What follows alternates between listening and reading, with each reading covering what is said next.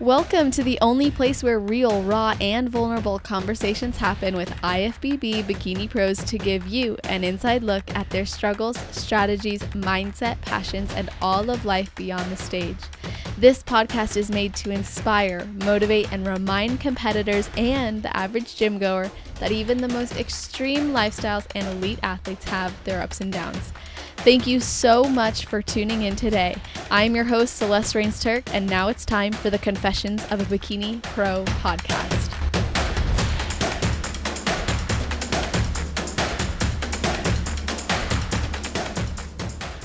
All right, on this episode of our second coaches series, we are speaking with a certified personal trainer and nutrition coach who has a bachelor's in economics and business administration and values continuing education in all ways. Her utmost value, though, is being professional and giving her clients 100% of her time, energy, and skills so she can be there for them the way she would expect a coach to be there for her, physically, mentally, and emotionally. This coach is also a mother of two with an 8-year-old son and 3-month-old daughter. So she prides herself on understanding and supporting clients with program design that meets their individual needs and lifestyle demands. She started coaching competitors back in 2017 and even started a home gym in 2018 with her husband, then went full-time into coaching by 2019. So I'm very excited to have her here. Welcome to the show, owner of HGP Elite, Hillary Giuda Philpott. How are you doing? I am doing so well, Celeste. How are you doing? I'm awesome. I'm so happy that we're talking. And I know we've gone back and forth now on social media, and I'm super grateful because we've connected through, mutual clients, people you've referred to me, which, always means a lot. So I'm excited to just get into your coaching philosophy and let everybody get a taste of you. Yes, I'm excited too. I can't wait. Well, then let's dive in. I always love to start by talking about, your coaching philosophy just as a whole. So how would you summarize it? Oh, so I don't know. It's hard to put into a quick summary, but basically very individualized. I know that we see a lot of the industry shifting away from like the cookie cutter plans. And what I focus on with my clients is the whole package, the physical, the mental, and the emotional, because it all has to work together and it all matters. And I do think we're seeing more and more of that throughout the industry, because mentally and emotionally, if you're not doing well, it's going to show physically. It's going to become harder. So my philosophy for my clients is you need to know who they are, what their lives are like. I have clients that have incredibly demanding careers, very busy family lives, and a cookie cutter plan is not going to work for them. My job is to figure out how we get done, what we need to get done in a way that works for them. So they're not feeling like they're set up for failure right from the start. It's all about the right macros or meal plan. That's a definite. You have to have that. You have to have the right cardio regime. There's certainly times when supplements come in for certain things, along the way, but really forming that relationship and knowing who you're working with and allowing that to blossom so they can trust you and trust your process. I think that really explains, how I coach. Yes, absolutely. And I love that you say that, because something I appreciate is that you really also don't want your clients to have any fear checking in with you. And I think that plays a lot into the emotional and the mental side of things. And that means you're not judging them or punishing them. And instead, you're really reinforcing adherence and responsibility. So I would love to know, for you specifically, how does getting the whole picture actually help you as a coach to make them more successful or equip them with more tools for success?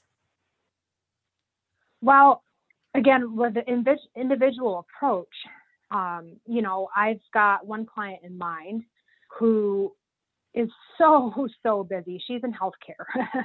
So this year, especially, she doesn't get enough sleep. She's working incredibly long hours. It's stressful. It's crazy.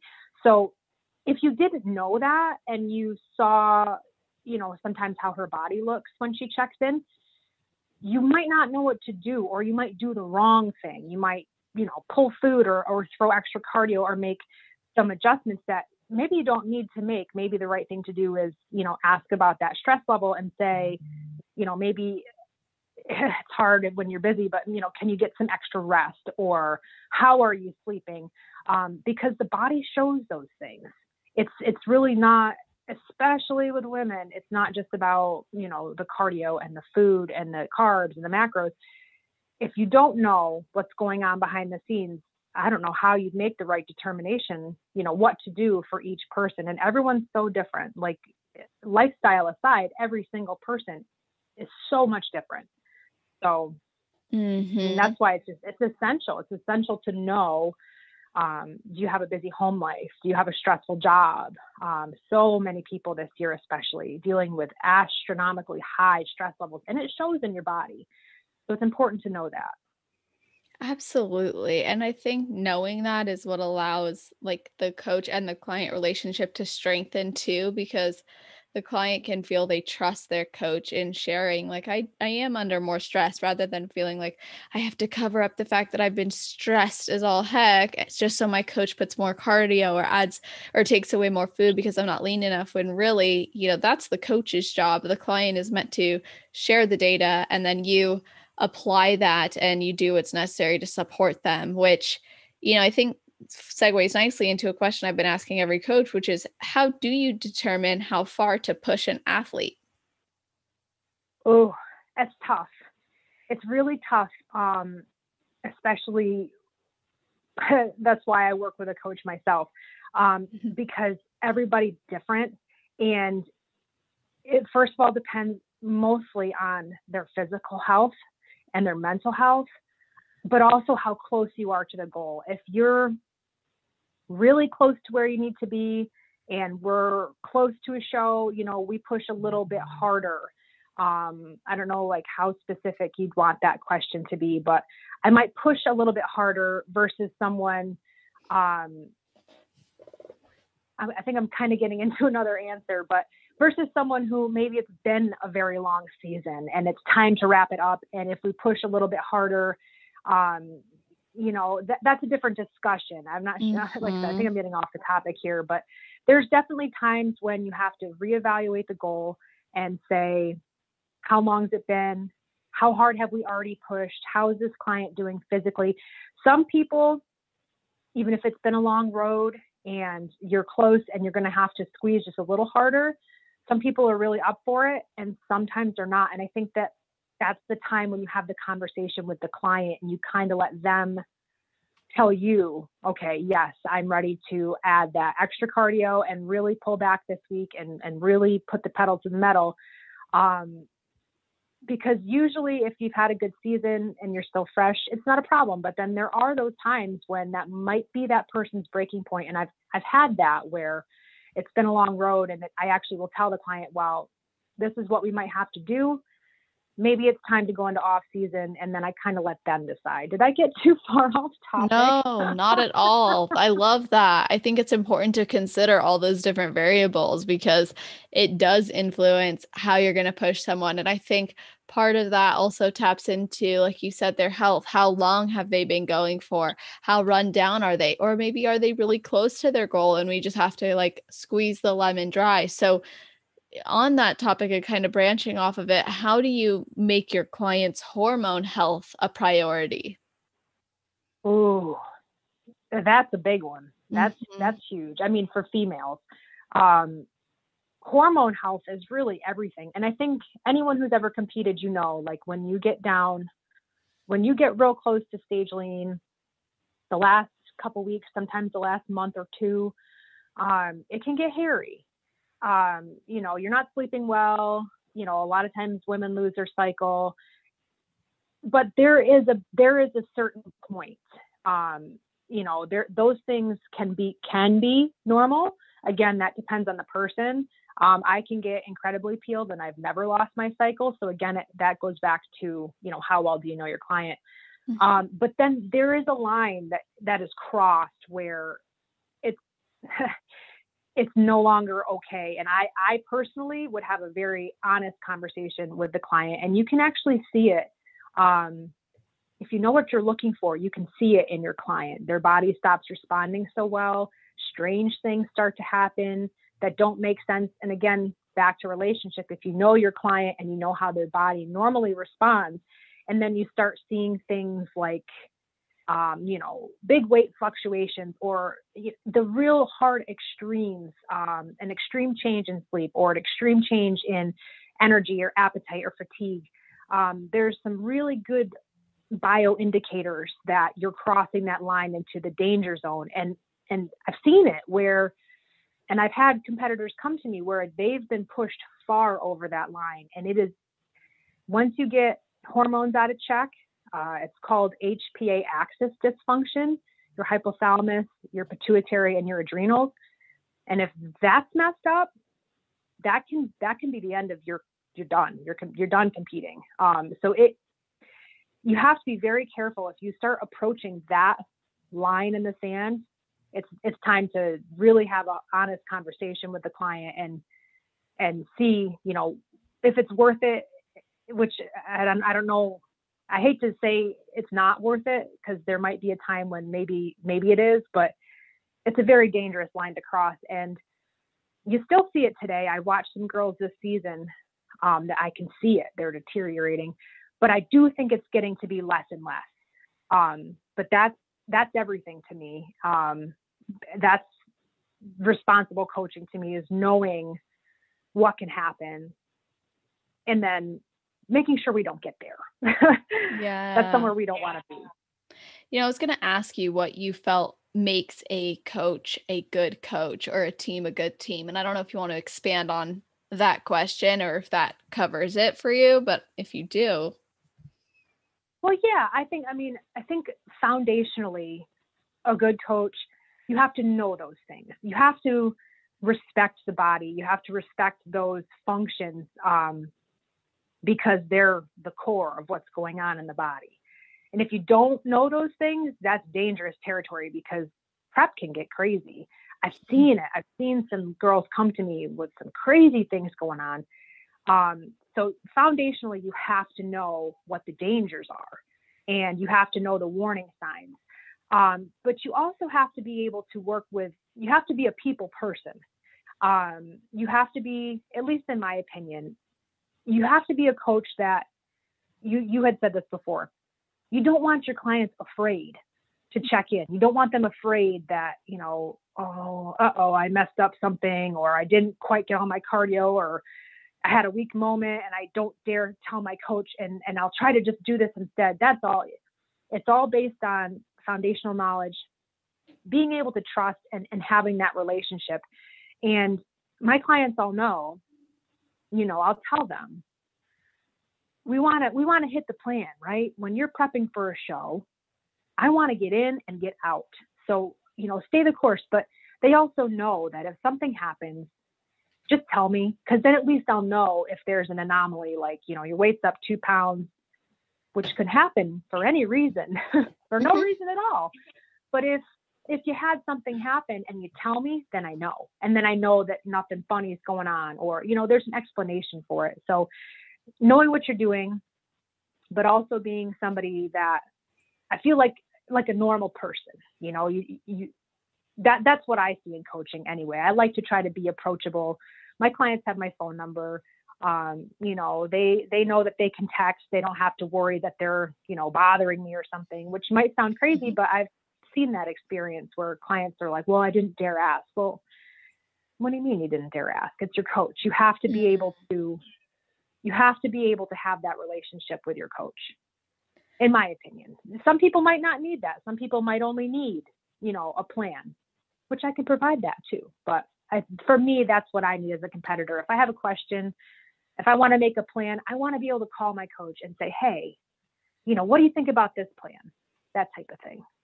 Absolutely. Like being able to reach out, to trust, to confirm things, to run things by a coach without fearing the, being told that you're not good enough, or you're never going to make it if you do that. And those are some of like my personal biggest pet peeves, is like, oh, you ate off plan, so go do extra cardio to burn off those calories, and reinforcing really negative and unfortunately disordered behaviors. So I was curious if you had any pet peeves with being a coach, or also just within the industry. That's one of them, definitely. That's definitely one of them. One thing I certainly try to emphasize is like, things happen. Today's a new day, turn the page, don't dwell, get back on track, keep going. It happens. We're human beings. Personally, because I went through it in my early days, personally, to see people get treated like they're not good enough. I was treated like I wasn't good enough back in the day. And I felt like I had to compete for this coach's attention. And there's a list of favorites, and you needed to, and I've heard that. I've heard girls say that. I mean, like I said, I've experienced it myself, but I don't like that. You should never feel like you're not good enough. Your coach should be making sure you can do it, and that that you're good enough. And there should never be a list of favorites, or that you feel like you have to please your coach to get what you're paying for. Some people might not like me saying this, but I always tell my clients, like, because we're friends. A lot of my clients are my good friends, and they'll tell me, oh, so-and-so is, feeling like she has to impress her coach. So, they'll look at her in a certain way. And I've said it on my Instagram, even, your coach works for you. There's a relationship, and it's a respect, and it's a professional thing. But at the end of the day, when you hire a prep coach, you are hiring somebody to give you their very best, and you shouldn't have to do anything other than show up for it. I expect that my clients do their best. Notice I didn't say I expect perfection, because I don't. I expect them to do their best. And there are days, and I know it because I've been there, there's days when your best isn't the same best as it was yesterday.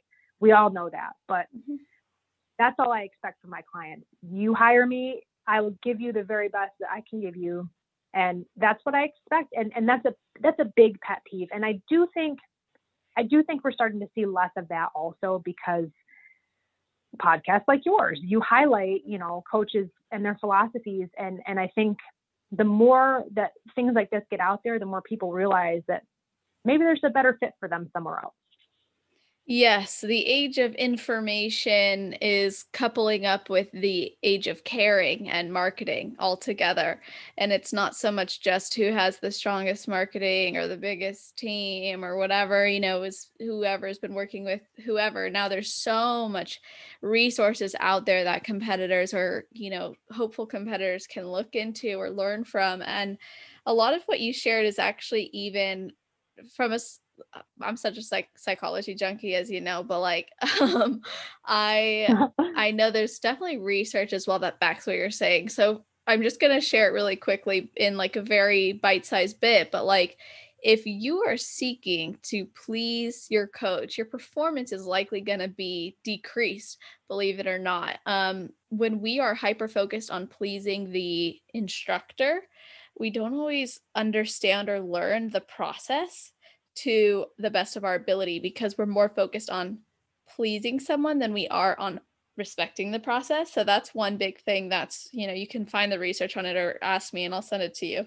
The other thing is, in counseling, there's something called unconditional positive regard.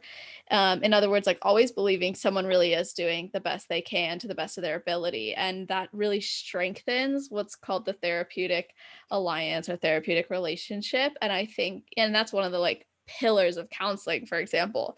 And so if that can be brought into the competition world, coaching world, athletic world, sports, world, it can really increase the overall performance and communication among coach and client. And I think, just to kind of bring up something that is a concern of competitors is, how do coaches prioritize their time and energy with so many different athletes or with top performing athletes, maybe girls who are going to compete at the national level for the first time or their first time competitors? So how do you personally manage your focus so you can give 100% to each individual? One thing, this goes back to my corporate America days. One thing it's actually difficult right now with planning with a new baby, but I still get it done. But I plan everything.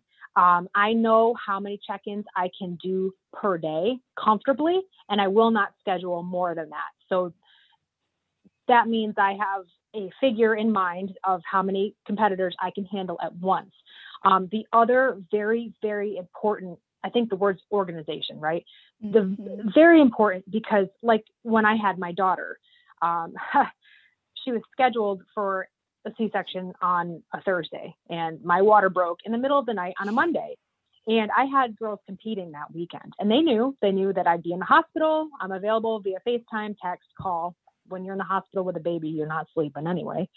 But I knew that. I knew well in advance of the shows that week, the shows after that, the shows before that.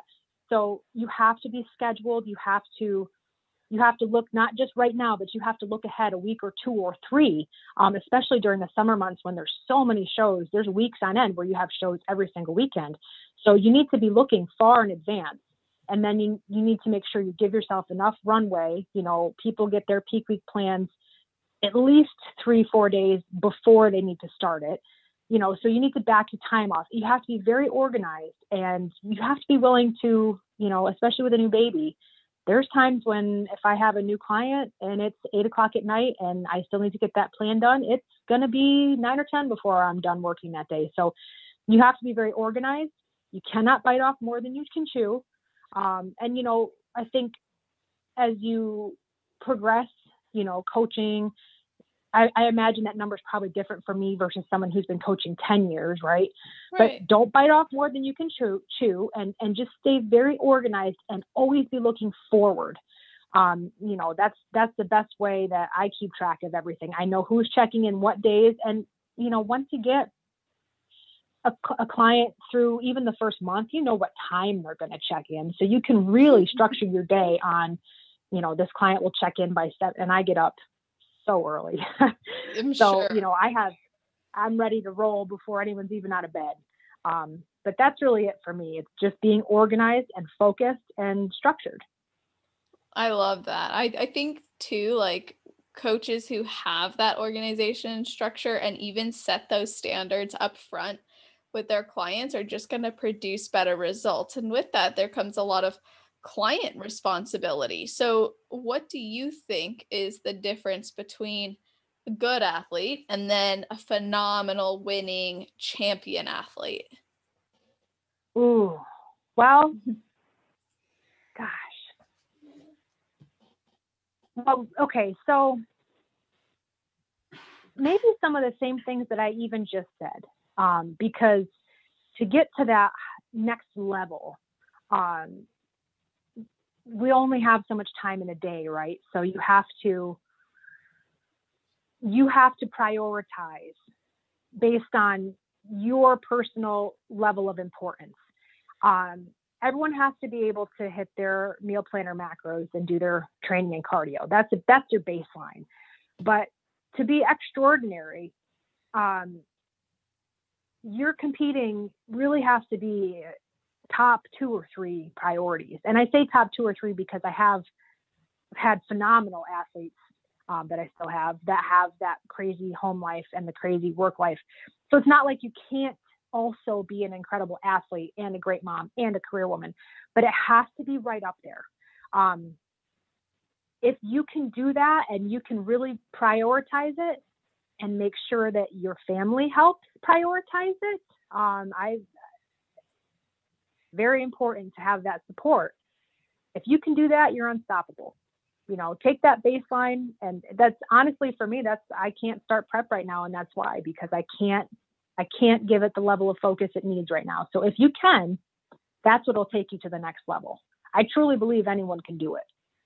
Me too. Absolutely. And I think so much of it is like integrity and like honesty with yourself as well. Like if you were like, oh, I'm going to prep now, even though I have no support, no time, no energy, like that's just, that would be irresponsible. You're setting yourself up for failure. And I think that there are competitors who've had to pull out of top shows. Why? Because they knew they weren't able to commit. And it doesn't mean that they are a bad athlete for doing so, but if anything, it puts them in a better position moving forward. And I think that that is a really great point you just made. Like, be organized, be structured, prioritize, and know you don't have to put every area of your life on the back burner, but instead have them all aligned. And, you've talked about your own experiences as a coach and also as an athlete, but I would love to hear what kind of mental, physical, and emotional tolls coaching takes on you personally and how you handle that.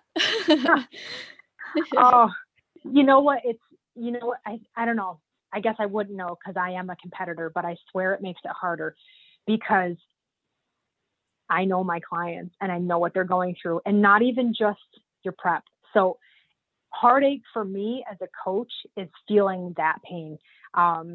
When one of my clients had show after show after show canceled this year and she worked her butt off, I got chills. I got chills right now. That hurts me. You know what I mean?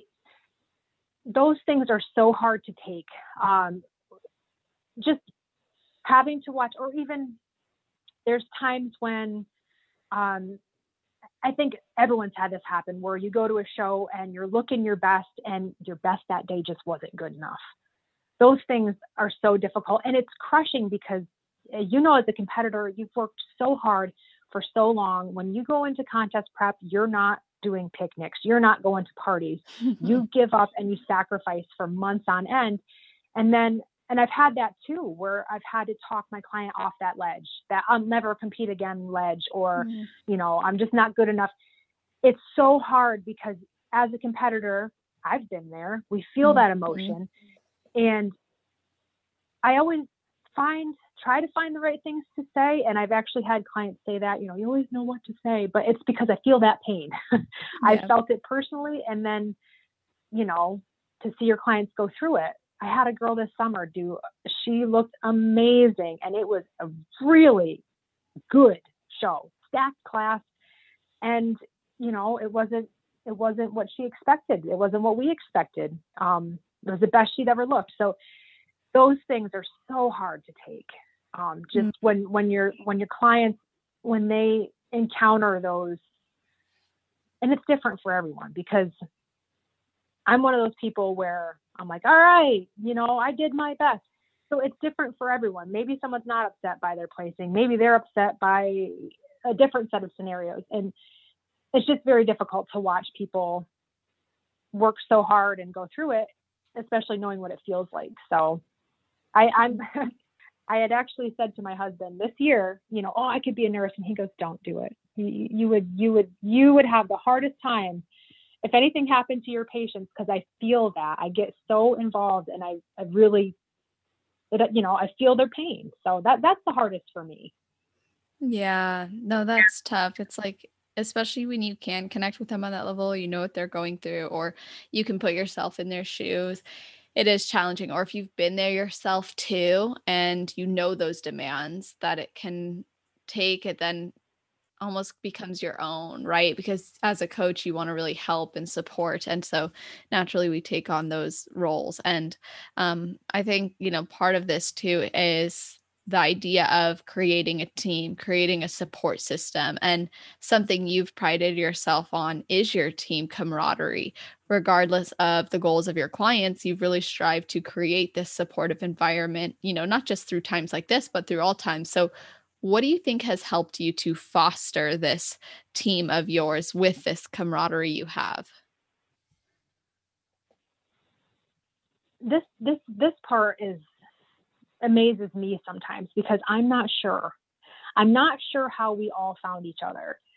I'm not sure how, I mean, and my girls connect. And like you said, it's not even just, maybe it's the fact that they all feel like they can connect and they can be themselves because they know it's like a safe space, right? But like you said, I have clients who are just lifestyle clients, weight loss clients, and they will connect with the competitor. And I think one big thing that I do personally is I help, you know, my lifestyle clients, they're not any different than competitors. We all do the same thing. Competitors, it's on a different level. That's all. It's just a little bit different criteria.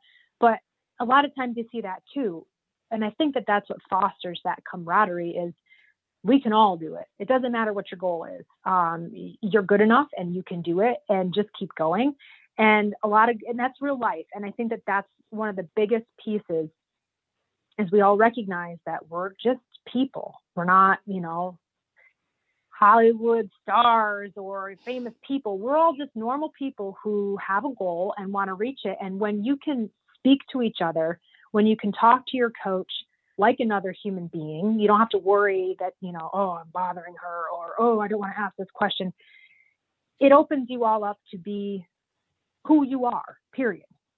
You know what I mean? And I think that really helps. It's a place where everyone knows that the other person's going to cheer them on. That's a big one. There's no dance moms. There's no catty clicky stuff. We're all in it together. And I think that's a big part of it. And somehow we just keep, it's an energy. It seems like it's an energy where, a new client comes on board and it all just clicks, and they all get to know each other. And then I'm like, I'm seeing this one that I train personally in my gym, and she knows the person that's, 200 miles away. And it's really remarkable. I love that. No, it's so true. Like when you can create a community that all is on the same mission or similar mission, or is going after, a goal that makes them feel more empowered or feel good about themselves, it's awesome. It's such a rewarding feeling. And to see them connect in new ways. Like I got to meet some of my clients at USA's, and it was so awesome. Like it was so rewarding and fulfilling. And when I've had like live events, it's just an incredible community. And even, in our Facebook group as well, it's just so amazing. And we do like group calls. And when you have these opportunities to connect, you really see like the influence and the impact as a coach and in the industry. And it feels so good. But you also know like, wow, like these are all women from all different walks of life coming together to support each other. And I think that's huge. But, in this industry, especially with competing anyway, some people would argue that there's politics with teams. So what would you say to people who say politics plays a role in their clients' placing, or that everything's political? Oh, yeah. Well, I mean, I've seen the situations in which it seems like that's true. What I do, my best advice, I don't know. It's a hard thing because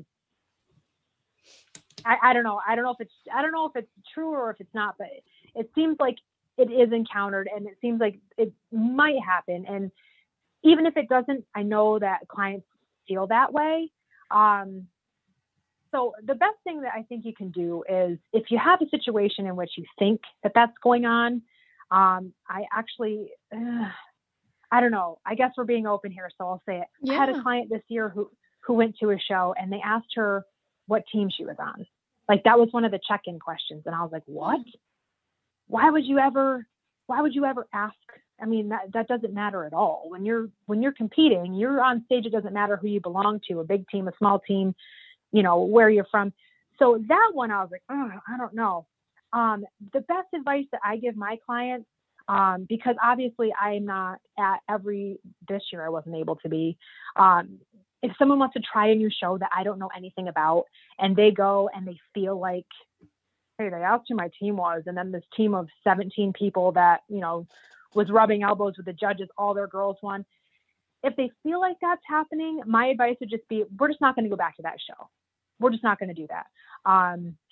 We all know I strive, depending on the goal, but my girls who want to progress to the national stage and be successful there, we know which judges to get in front of, and you find those shows and you go there. And I can promise you that those judges are not going to be political. So that's it. And again, it goes back to the goal. If someone just wants to get on stage and have fun, maybe it doesn't matter. But if you have a very serious competitor and they get in that situation and they feel like something's funny, that'd be my best piece of advice. If you feel like it's off, we won't do that again. We're going to go where we know it's good. And I think you do see more coaches using those pathways. They want to put their clients in front of those judges. And then, you know what, if you come in and your placing wasn't great, well, it was not political, and you know what you need to work on, and you go from there. Absolutely. There's a strategy. It's like the difference between strategy and politics. Yeah, exactly. And there's certain teams who have the strategy, and that's what it is. And it's like, it doesn't mean that they're slipping, hundreds under the table or anything like that. But it's about also, I personally feel like it's like you got to take responsibility as a coach, as a client, as a competitor, as an athlete in the sport, and just like respect that process, respect that journey, and know that even if there was politics involved, and I talked to another coach about this too, but it's like you want to know that you gave your absolute all and there was no question about your placing, because the last thing you'd want is to have it be attributed to that. So this brings me to the question of success in the sport. And some girls wanted to know if you feel that natural athletes have a chance at success in the NPC if they don't have the genetics. Oh, well, I mean, I think so. And because I don't think you should count anybody out. Personally, I was a dancer. I was not an athlete growing up. When I started competing, I had nowhere near enough muscle. And I truly think, because obviously there are different body types. This is science, right? Some put on muscle easier than others. But at the end of the day, like for me, my body is astronomically different than 5 years ago.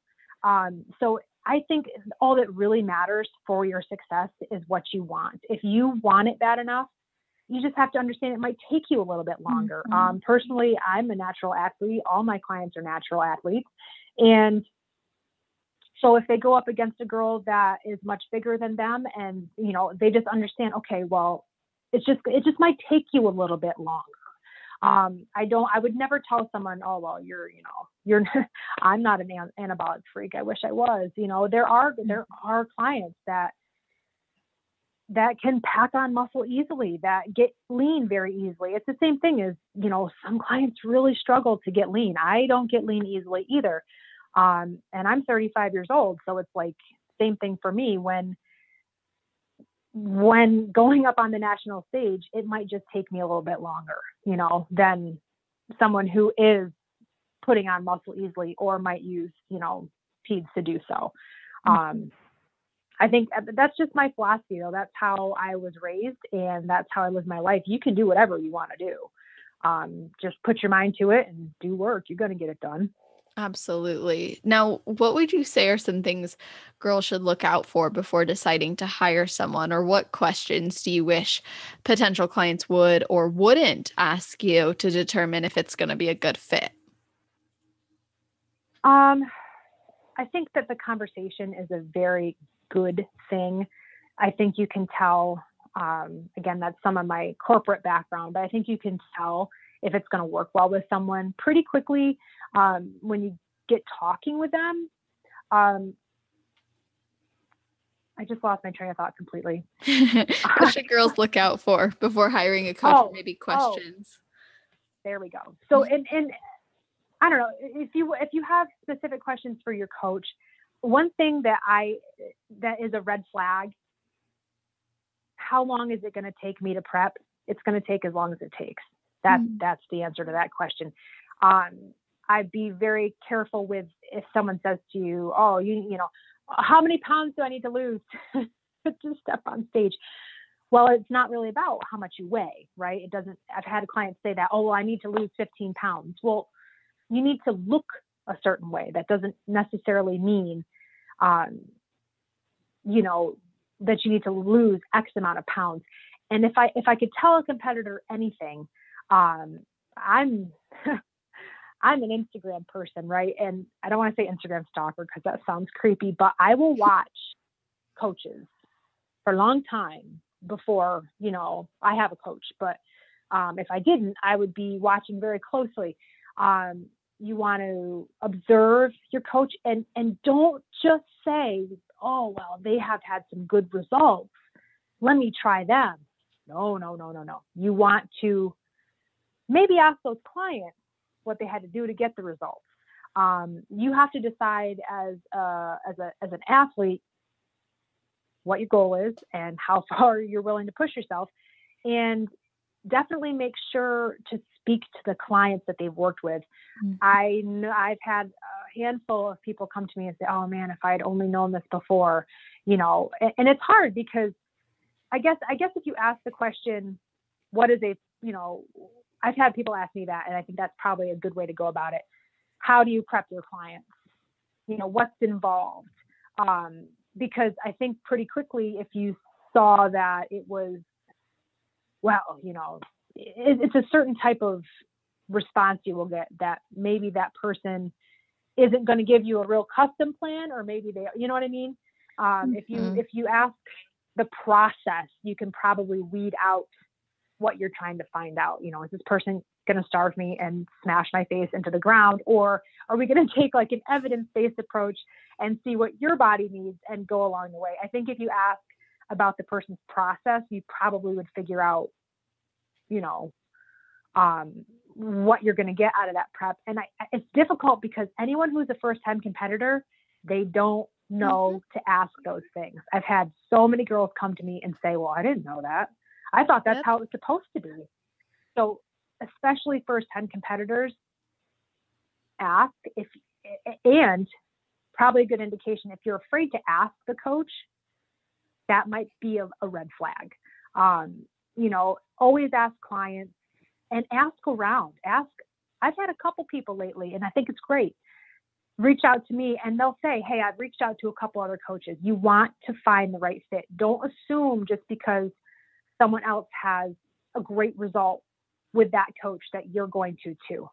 When they post their client, read what they have to say. Are they talking about things that matter to you, or are they just saying, here's this client and don't they look great?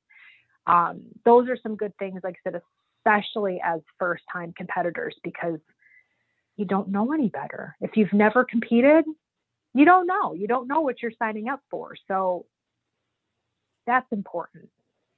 Yeah, it's so true. That was a big motivation behind doing this coaches series, is to be able to not just give girls insight into like the coaches themselves, but also like questions they could ask coaches, right? Like, it's so important to seek out the information you're looking for. And I think it's good to go right to the source, like right to the coach, but also right to the clients, the people who they've worked with. And I love how you said be an observer, right? Like, what are they really saying? And is that something that matters to you? You may not want to be someone who wants to hear all the science and education behind it. So I also think it's important to communicate with the coaches you interview or talk to, like, okay, I don't want to know everything. I just want the plan, right? Like, it's so good to set those expectations from the beginning. And I think if you're afraid to even, like, yes, if you're afraid to ask, that's a red flag. But also if you're afraid to set the boundary or set an expectation, that could also be a red flag.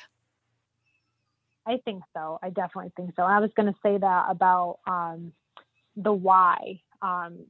Some clients don't care. Like you said, just give me my plan and I'm good. But I think that that's an important thing too, the why. And I've had clients say, wow, no one ever explained that to me before. And I think that's also like maybe a dying breed where it's some sort of magic. So they can't show you how they did the magic trick, right? I think the more that you can educate people, like you said, it has to be someone that wants. Some people don't want to know. They just want their prep and they're good. But if they do want to know, I think that that's helpful, and it helps you mentally, because if you understand why you're doing something, it helps you fulfill what you need to do, right? So I think that that's important too. It becomes so intentional and purposeful. Like, it's not just here's your plan, follow it. It's here's your plan, here's why we're doing it. When you're hitting XYZ, make sure you're focusing on ABC. It's like, that's why when we have these visions or these goals of improvements, it feels so good when we go to the gym. So let's talk about hypotheticals now. This will be fun. So this first one is kind of tricky. All of them are going to be kind of tricky in the sense of, like, obviously, it depends and there's different circumstances. So you can always just preface it with the circumstance you're kind of taking a lens with on it. So here's the first one. If I'm 1 year into competing with a few overall wins under my belt, and my goal is to get my pro card, but I've not stepped on the national stage yet, and I've been working with the same coach for this entire time, but I was looking for a new approach, why would I hire you?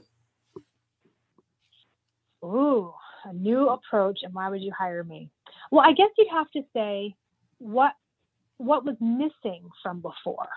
If you're winning overalls and you haven't gotten on the national stage yet, so maybe you're not sure, but I guess if you're looking for a new approach, you'd have to say to yourself what was lacking before. Because certain people are going to have different strengths than others. I can tell you what my strategy is. If you want to take your overall wins, where did you win that overall? We need to win it someplace, maybe try a different approach to get to the national stage to get you that pro card. And I think that might be a good thing for that person, is to apply. Obviously, you got what it takes. If you're winning overall, you have the physique, you have the work ethic, and we're ready to take it to the next level. We need the strategy. So I think that's important too. And that's something, having been around for, several years now, you learn that strategy, and that's very, very valuable. Yeah, love that. And now let's say if I'm 4 weeks out from a show and I keep telling you, I don't feel ready, but you believe that I am, what's your response going to be? Oh, I'm sure you get that a lot. Well, I do. And I really just urge the person, please just trust me. And I've told girls this before. You don't need to worry about it. That's what you have me for. Trust me and give that worry to me. You've hired me to take care of that for you. So just don't even worry about it. And I reassure, and maybe reassure is not the right word. I emphasize how if you stress over these things, it's going to be counterproductive. So try to relax. I always encourage my clients to meditate, take mindful minutes, to focus on recovery and sleep, and just leave the rest to me. I'll get you where you need to go. Just relax, go meditate. Don't worry about it. I'm very honest with my clients. I would not put someone on stage that's not ready. I would say that goes back to trust, but that situation, I don't think it matters how much you trust your coach. We've all been there where we just don't see what our coach sees. You really just have to emphasize, it's okay. Just give that to me, give that worry to me. And, you just follow your plan and relax. That's it. I like that. Leave your worrying to me. Yeah, this is my worry. Don't worry about it. Exactly. That's how I look at it. That's why I like having a coach, because they just put together the plan. I just execute, And if you trust your coach, that makes it a lot easier for sure. So let's say someone comes to you wanting to compete or considering competing. What's something you want them to know before they commit to it? Oh, I think that one goes back to your priorities, because you have to be realistic. And I learned that one the hard way years ago. You have to be realistic with what you can commit to compete. You have to understand, you have to hire a coach. You're going to need a bikini. There's hair, there's makeup, especially if you're a first-time competitor. A lot of people are great at their own hair and they can do their makeup, but not the first time. The first time, you're going to need all of it. You got a bike, a bikini, you need shoes. There's a tan. You're going to have to travel. There's a hotel. That would be my biggest piece of advice. Again, with the coach. So for me, you have to have a coach that can explain all that to you and explain to you, competition prep. You have to sign up for, like I said, it's in your top 3 to 5 in your life. It has to be. So I think as long as people understand that, it's fine. But I've seen that too, where clients come to me and they're blindsided. They didn't have any idea what they had gotten themselves into. And then you're in a whole nother world of having to talk people back from those scenarios. So that's what I'd say. You need to, it's not it's not a bad conversation where you need to know what you're in for. You just need to understand, this is about how long it might take depending on each client. These are the costs associated with it. This is what you can expect, basically. I think as long as you know what to expect, you're good to go. Definitely. Love that. So knowing your expectations and having them set from the get-go so you're prepared to follow through, so important. And now let's say you have a client who comes to you and says, they've rebounded after their show and they just want to reverse it and get back to normal. What do you do from a nutrition and training perspective? Post-show is, and this is pretty common, post-show is so difficult. The first thing we do if that happens is you just reassure them that all hope is not lost. The biggest thing in a reverse is understanding, because you see it a lot, that type A, well, I messed up, so forget all of it. No. Mm-hmm. If you messed up, if you had a rebound, it's okay. It's all is not lost. We can quote unquote fix it, right? So nutritionally and training is something for me. Immediately out of a show, your training's probably not going to change for a few weeks, just because you're obviously not going to start a huge strength phase right after a show. So training will probably keep the same. Cardio, I start tapering down as much as I can, as quickly as I can, and the same with food, as much as I can, as quickly as I can. So if you've had a bad rebound, we're not going to say, okay, well, we're cutting calories. We're probably going to say, especially, if you've had a bad rebound, you're talking the first 2, 3, 4 weeks, maybe. So we're going to say, we're going to go to plan. We're not going to cut. We're not going to add a bunch of cardio. We're not going to try to correct this problem, because all you got to do is get consistent again. If you've had that rebound post-show and you've put on a little bit of fat and I was going to say adipose tissue, but and you're not happy, the very last thing that you want to hear is that you're going to have to, suffer to get back to where you're at, where you were. It's all going to be okay. We're going to get back to plan, and all you have to do is be consistent. That's it. Just give it your best, and you just continue on with the plan, because what too many people get is that short-sightedness, that this is where I'm at right now. But if you give your body a chance, and that includes more food, you don't stop the reverse just because someone's, had a rough week or 2 or 3. You pick them back up and we keep going forward. I'm Italian. You should see me talking with my hands right now. You keep going forward and you keep reversing. And usually if someone's struggling, you reverse faster, because that's a delicate balance too. If someone's really struggling mentally, I don't know how I've seen it. I've seen coaches do it, but if someone's really struggling mentally, how do you think you're going to get more strict? You've got to help recover the client at that point. And then once you get consistent again and, get even back up to maintenance level, the body will level back out. That's the biggest thing. It's a mental block, is all hope is lost. Mm-hmm. And their initial reaction is to cut again, but that's the very worst thing you could do. Why is it the very worst thing you could do? I'd love if you could expand on that, because a lot of girls will go there. Oh, gosh. Well, I think, first of all, again, like you're saying with psychology, which I was not a psychology major, but I get it. Mm-hmm. It's like a punishment. You don't need to be punished for what's happened. It's very, very, very, very common. And if you start restricting again, first of all, mentally, it's going to be awful, because the very last thing you want to do at that point is have to restrict.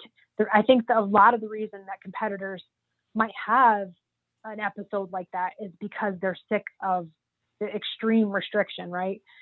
So if you restrict, even if it helps, which I don't think it does, even if it helps, it's not going to help you mentally.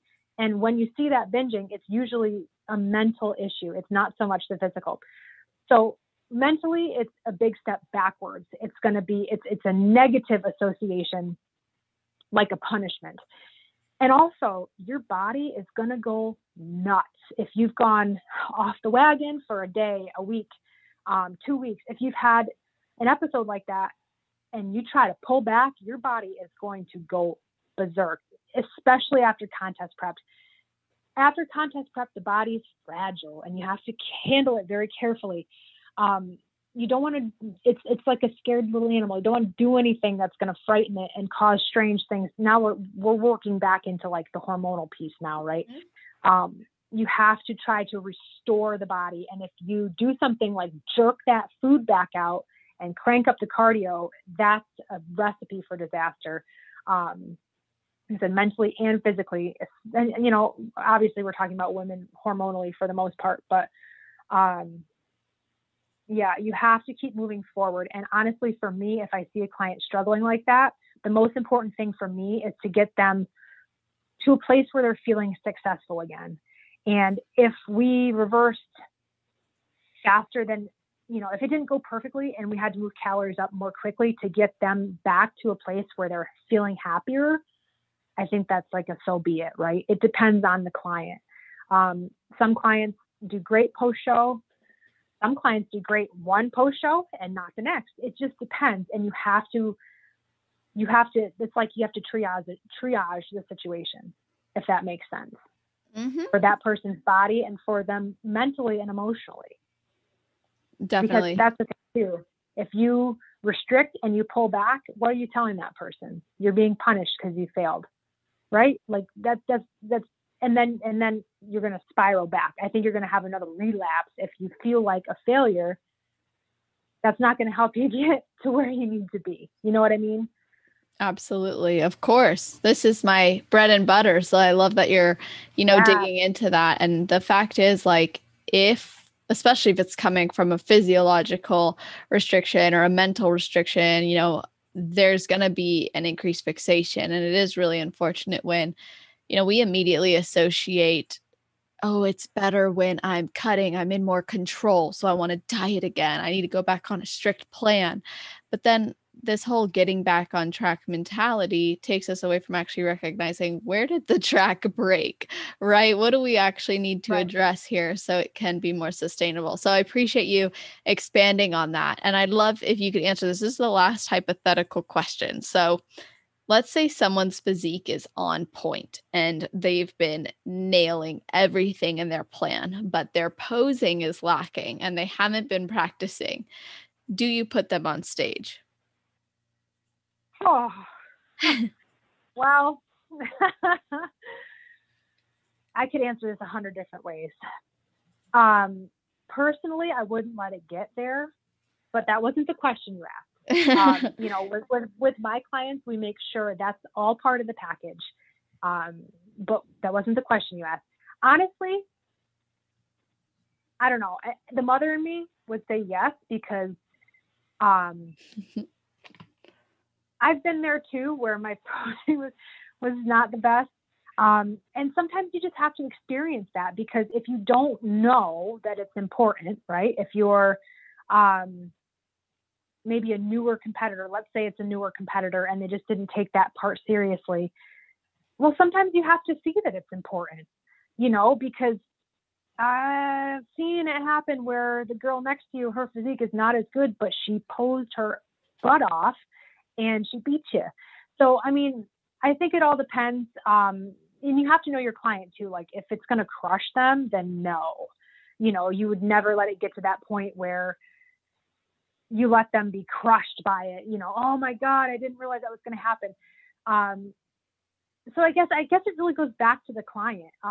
Maybe you have that conversation and you say, hey, I'd like to see this, I'd like to see your routine a bit more polished before we compete. And maybe they say, I don't care, I want to compete anyway. Maybe that's what you do. I honestly have never encountered that before, because we make sure that's all taken care of.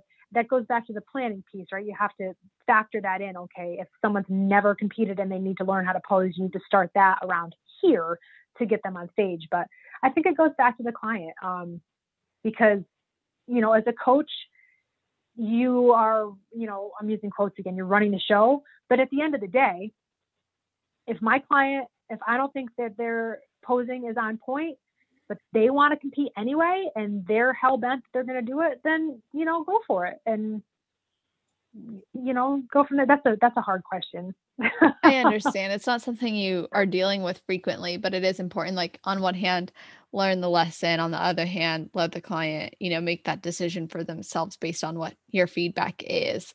So I can see both sides for sure, especially if it was in there, if there was a responsibility and they didn't show up for posing. Also, as a like a new competitor, sometimes you're so hyper focused on everything else, and it almost sometimes it can feel like a big lifestyle shift, even though it's not, that then like posing, it's kind of becomes like sporadic. So I think that's changing now. Like you said, there's a lot more coaches like you who are prioritizing it.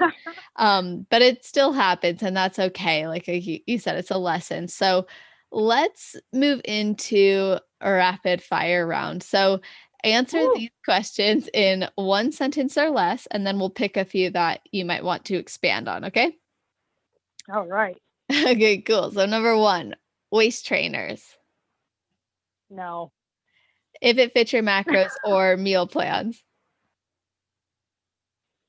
Oh, okay. That's not part of my sentence. It depends. Fasted cardio. Yeah. No. Water cutting. Never. Steady state or high intensity interval training. Mostly steady state. Mostly always steady state. Okay. Best supplements for competitors. It all depends. And have you ever fired a client? No. Exclamation point. All right, pick a few of those to expand on. One of the meal plan or macros. Yeah.